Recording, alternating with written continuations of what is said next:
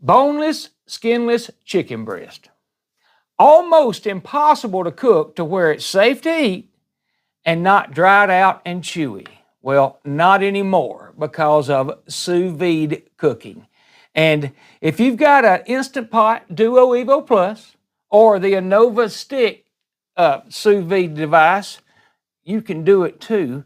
And I promise you, it'll be the only way you ever cook chicken breast again. We're going to do it two different ways because sous vide requires a vacuum seal, or it doesn't require it. That's my point.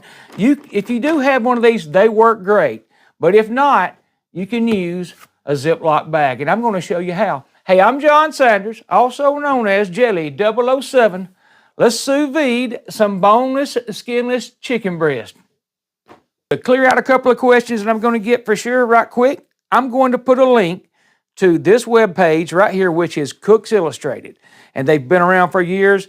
They do a lot of testing. They know what they're doing, and they explain why sous vide is safe with, say, chicken at what we're going to cook it at, which is 150 degrees. And they explain it a lot better than I can in here. They go over pasteurization, times and temps, and how long you should leave it at certain temps. And it explains it all, and we're going to be well within their parameters. It also explains what type bags, they recommend, and this is one of them, Ziploc. And then after that, what I'm going to do, or when we come back, I'm going to put that link in the description. When we come back, I'm going to have a piece of chicken in here, and I'm going to show you how to, right quick, show you how to do the displacement method, just in case you don't know. So y'all hold up, be right back. Here is all there is to it. I've got a chicken, one of the chicken breasts in this bag, and I do not season. I don't season in any sous vide. It's in the bag. You're vacuum sealing it a lot of times. A lot of things are going on. It kind of makes it, it just takes away a lot of the moisture for no reason, if you ask me, salts and all. So I only season after I cook. That's just how I do sous vide. As simple as it sounds, this is exactly all there is to it. I set this, take this right here, and you set this bag in, and I'm using this clear thing so you can see a little better. We're not going to use this to cook in, but all I'm doing is pushing this down, and then you just zip up about that much of it. This is real simple. It's nowhere near as bad as you might think it is. I used to do it before I bought a vacuum sealer, and you just push it down to where the water is forcing the air out of your bag. And then right before it goes under the water, you just seal it up. Now that right there is ready to cook. You can see it is air-free, and we're not going to do anything else to it because I'm going to put tap water that's really hot in both the pots I'm going to cook in, so I don't want to put my hands in them. So I use this right here, just cool tap water, and that's all we're doing right there. That's all there is to it. Here are my two chicken breasts that I have in the Ziploc bags, and there's the two I have vacuum sealed. This is the Anova circulator I have. We're going to run it to kind of compare how long it takes. The same thing I did in my sous vide steak video. So what we're going to do here is set this one to turn on sous vide, and I'm going to go to poultry, press that, and it's already at 150. I've had it there before, I guess. I'm not sure what it defaults to. So you press that to accept the 150. We're going to do 2 hours. So you press that to accept the 2 hours, and then you have to hit start. On the Duo EVO Plus, you have to hit start or it doesn't start. And you can see it's already showing preheating. So what we're going to do on this, and this one's already at 150 also. Going to hit start. Let's see. I'm going to get a timer going right here so we can get an idea of about how long it takes. Now, like I said in the steak video, which this thing impressed me a lot. It kept up with this. I don't really even expect it to because, this does a lot more than this. And it's not really designed just for sous vide like that is. So if it doesn't, I'm not going to be upset. That is hot tap water. It was 115 or so I just saw. So it's around 115 degrees of water that I started with. So be right back. The Anova just beeped saying it's ready for food at 10 minutes and 42 seconds. We're going to check it. We're going to let it run because I want to add the food at the same time. And we're going to see when this one goes to ready for food. Okay, there it is. The Instant Pot came on at 8:53. So it was 8 minutes longer, but take my word, I'm not dissatisfied with that personally because this will do so much more. And we're fixing to check temps, see where it's at on both of them. As a matter of fact, we got to take the lid off this one. I'm going to stop it, raise it up, and see what we are right here. This one should be 150 or close. And it is straight up 150 degrees. So, I mean, there's no complaining there. Let's check this one right quick. This one is right in the center of the water. 145, 146. I'm okay with that. I don't have a problem with it. I'm not sure, you know, once I put food in there and once it cooks for a while, we'll check it again. So, right now, we're going to drop this one in right here, and one of the Ziploc bags, and then one of the vacuum sealed. Same thing right here. A Ziploc and a vacuum seal. I hope that camera's where you can see it, and it is. All right, I'll put that lid back on. Put this one back on.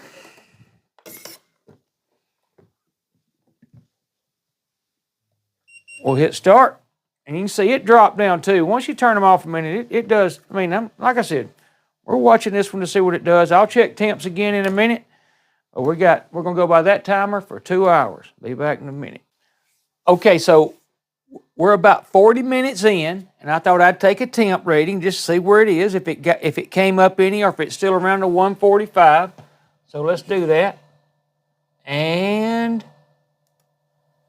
146. 146 is where it is going to hang out right now, which is good. I mean, again, it does a lot of different things, and it's doing real well at keeping 146. If I were worried about that, I'd just set it to 155, you know, next time.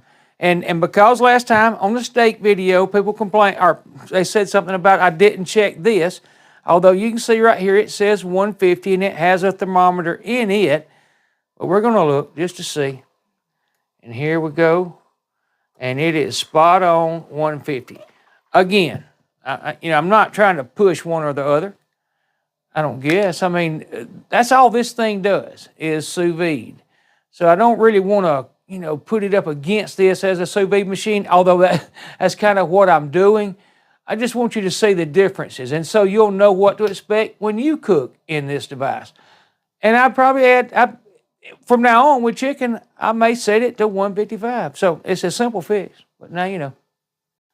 All right, so we got about 45 minutes left. We're an hour and 15 minutes in, and I just want to look one more time. And just so you'll know where we're at, that is 147 degrees, and I hope you can see that, but 147, and that's really close, and it's maintained a very constant temp. I'm impressed. All right, there goes the timer. We are at 2 hours. So, everything looks good. We're going to pull them out. We'll turn this one off. And we're going to let them all sit here a minute. Now, I'm not going to cut them all up. I'm just going to cut one of each. And then tomorrow, I'm going to put them in the refrigerator because they reheat excellently. You can just pretty much sear them and make them warm. I'm going to take them out of here, though. As a matter of fact, I was going to take a temp read. Let's do that. I done moved that water around a little bit, but let's see what it says. 148. I got 148, so that's good. We'll do it on this one too.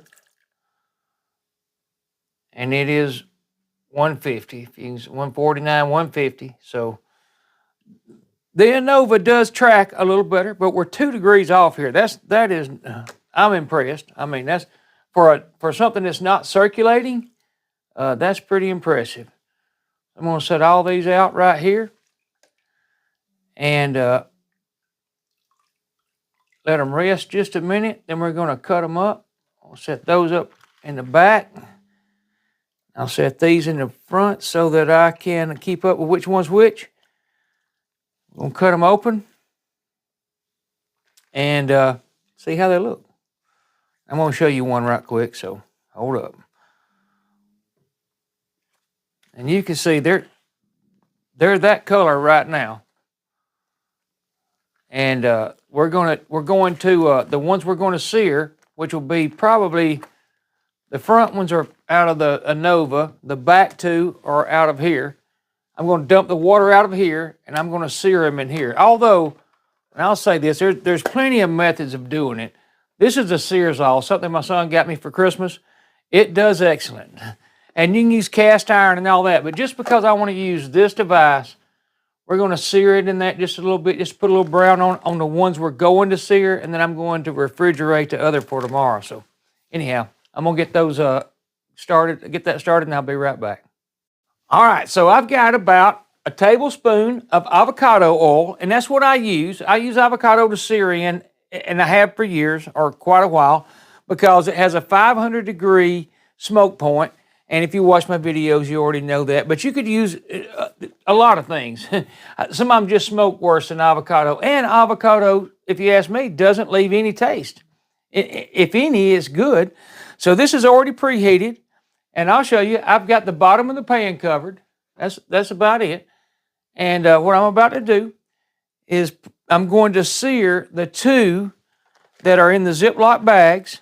But I mean, and I'm going to refrigerate these for tomorrow because they're easy to heat back up. Even if you don't heat them, you can eat them. You can eat cold chicken. I'm telling you, this makes the best chicken you'll ever eat. And searing isn't even a necessity. It just browns them a little bit. So we're going to sear this one first, and this is the one out of the Anova. And you want to kind of dry it off. So I'm going to take it right. I'm going to take it to the side and pull it out of that bag, and then I'm going to get these paper towels right here. If I can get them to cooperate. I'm going to dry it off because it's going to splatter if you don't. So to start with, dry it off, and I'm just going to set it in here for a minute and then flip it over and do each side. I mean, it's common sense. I don't think I have to say it really, to be honest with you, but we're doing it. I'm going to show you what it looks like, but again, it's just like what it sounds like. You just brown them a little bit and kind of gives them a little color. Move them around a little bit in there. So I'm going to do this for a few minutes, and I'll be right back, and then we'll do the other one that's in the Ziploc. I'm going to refrigerate these. Be back. All right, so here's about 5 minutes of browning, which I mean, it's a boneless, skinless chicken breast. It's very healthy to eat, but I mean, it doesn't brown up like if you were breading it. So what we're going to do is get the other one in right quick, and I'm going to brown it a little bit too. All right there they are. After about 5 minutes on each one, I've got about 5 minutes, and they don't get much healthier than this. It's boneless, skinless. I'm going to turn this off just because I don't want that. I don't need that oil hot anymore. And these right here will go in the refrigerator for tomorrow to do the same thing with, or heat it. In fact, I'll leave it in these bags. You could even drop it in water again. And let's just see how they look. Make sure you can. So this is the ultimate way to cook a boneless, skinless chicken breast if you don't like dry chicken. That's pretty much all there is to it. And this one on the left is the one that came out of the Anova. It doesn't matter. They're 2 or 3 degrees different. And then here's the one out of the Instant Pot Duo EVO Plus. And there's that one. I mean, you can see it's excellent and it's juicy. So is this one. And I mean, you can see it really is. I'm not pretending. You're not going to get chicken breast done that right any other way. And this right here is all they need. It's salt and pepper. And I do love this Jacobson's. It's actually a finishing salt. but it works well. It's a little pricey, but it's worth it, especially if you, you know, if you eat a lot of salt like I do, it's worth the money. And a lot of people can't eat salt. If I was going to eat salt and I wasn't supposed to, that'd be the kind. But anyhow, that to me is as good as chicken gets. Chicken breast, I'll say that. And a lot of my recipes, I don't even use chicken breast because they dry out so bad. And I'm bad to use thighs. I mean, I use thighs almost every recipe. But cooking them this way and putting them in a recipe would be a different ballgame. But anyhow, I'm telling you, that is some excellent chicken.